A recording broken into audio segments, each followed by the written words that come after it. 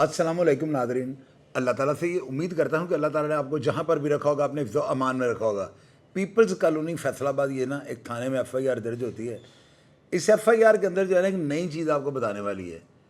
ये एफ़आईआर इस मद में दर्ज होती है कि ख़ातून जो है ना चंद वकला के साथ मिलकर जो है ना गैंग रेप या हनी ट्रैप का कह लेंगे वाक़या जो है ना उसकी रिपोर्ट होती है, उस पर एफ़आईआर दर्ज हो जाती है।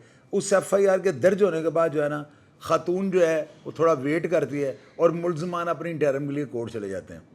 जब मुलज़मान इंटरम के लिए कोर्ट चले जाते हैं तो इस केस की तफ्तीश जो है ना सना नज़ीर नामी एक इंस्पेक्टर होती हैं, उनके पास होती है। वो तफ्तीश कर रही होती है, सारे मामले को देख रही होती हैं कि इसके अंदरीन जो है ना क्या हालात हैं। अब अदनान नामी जो लड़का है ना, इसके साथ दो और नामालूम है जिनके ऊपर ये होता ये हनी ट्रैप है, लेकिन एफ़आईआर जो है ना रेप की हो जाती है।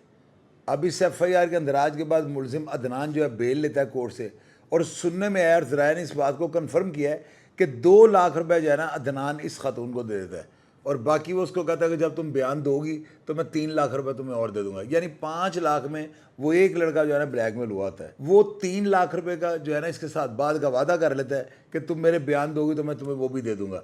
अब इस दौरान जो है ना कई चीज़ें ऐसी सामने आती है। इस खातून ने जो है ना अपने जैली शनाख्ती कार्ड और जैली डॉक्यूमेंट्स बना रखे होते हैं। इन डॉक्यूमेंट्स पर अपनी शनाख्त छुपाते हुए ये एफ़आईआर में अपना नाम जो है ना, यानी एज ए समझ लो कि मेरे साथ ज़्यादती हुई है, ये अपने आप को जो है ना ज़ख्मी और इंजर्ड शो कर दिया है, लेकिन सारा कुछ इसने फेक दिया होता है। इसके जो तमाम डॉक्यूमेंट्स होते हैं ना वो सना नज़ीर जो इंस्पेक्टर होती है ना उनके सामने आ जाते हैं। अच्छा, अब ये सारी बातें जब ओपन हो जाती हैं तो उसके बाद क्या होता है, ये खातून जो है ना बयान देने के लिए जब अदालत में आती है ना तो इसको वहाँ पर जो है ना वो जो इंस्पेक्टर होती हैं सना नज़ीर वो गिरफ़्तार कर लेती हैं। जब इसको गिरफ़्तार किया जाता है सारी बात खुल जाती है। ये खातून मानती है कि जी मेरे साथ जो है ना कुछ वकला का एक ग्रुप बना हुआ था जो कि हनी ट्रैप टाइप बना कर ना सीन तो लोगों से दिहाड़ियाँ लगाता था। इन्होंने जो है ना इस ब्लैकमेलिंग की नीयत से अदनान के ऊपर और 2 नामालूम अफराद के ऊपर एफ़आईआर दर्ज करवा रखी थी। अब देखना यह है कि इस तफ्तीश में जो एंटी रेप एक्ट की जो दफ़ात इसके ऊपर लगी हैं कि इसने गलत जो है ना कार्रवाई की। अब इसके बाद इसके ताबकाती असरात क्या आते हैं। एक चीज़ आपको मैं बाबर करवा दूँ, ये जो ख़वातीन हनी ट्रैप करती थी ना कि मर्दों को बुला फुसला के जो है इनको चिकनी चोपड़ी बातों के अंदर इनको ला के तो ये बंदे को ट्रैप कर लेती थी और उनसे दिहाड़ियाँ लगाती थी। अब इन ख़वातीन के लिए जो है ना फांसी का फंदा तैयार हो चुका है।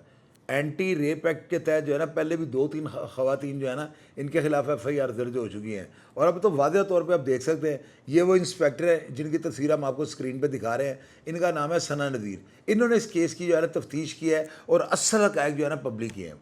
अब ये जो खातून है जिसके साथ जिसने कहा है कि मेरे साथ रेप किया गया, और असल में ये जो है ना गैंग की जो है ना कारकुन है, और ये गैंग जो है ना ख़वातीन को फ्रंट पे करके ना मर्दों को चिकनी चुपड़ी बातों के साथ जो है ना इनको घेरते थे और इनके साथ जो है ना सारा मामला खड़ा कर देते। उसके बाद एफ़आईआर दर्ज होती थी और फंसा हुआ बंदा जो है ना हर तरह की ब्लैकमेलिंग को जो है ना कमिट करता था और इनके साथ लेन देन और सारे मामला जो है ना तय कर लेता था, क्योंकि इज़्ज़त हर बंदे को प्यारी होती है। और ये जो हनी ट्रैप का मामला है ना ये इतनी शिद्दत इख्तियार कर गया है कि हर शहर हर ज़िले सूबे के अंदर जो इस तरह के वाक़यात जो है ना होना शुरू हो गए थे। और मेरा ख्याल है कि अगर इस तरह के वाक़यात और एंटी रेप एक्ट के तहत अगर इन्हीं ख़वातीन के ख़िलाफ़ एफ़आईआर दर्ज होना शुरू हो गई तो मैं नहीं मानता हूँ कि ऐसे मामला जो है ना दोबारा मंजर-ए-आम पे आएंगे। अगर आप इस खातून अक्सा के बारे में या इसके गैंग के बारे में किसी भी किस्म की कोई मालूमात रखते हो तो कमेंट बॉक्स में लाजमी लिखिएगा, ताकि अदारे और लोग इसको पढ़ सकें और इस हनी ट्रैप से जो है ना बच सकें।